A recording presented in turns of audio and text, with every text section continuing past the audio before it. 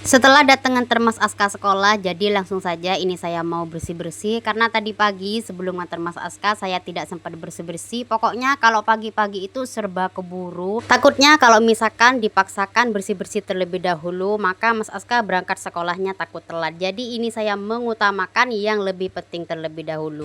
Untuk bersih-bersihnya ini saya mulai di bagian mes kamar terlebih dahulu. Ini saya bersihkan dulu di bagian kasur karena kasurnya super berantakan.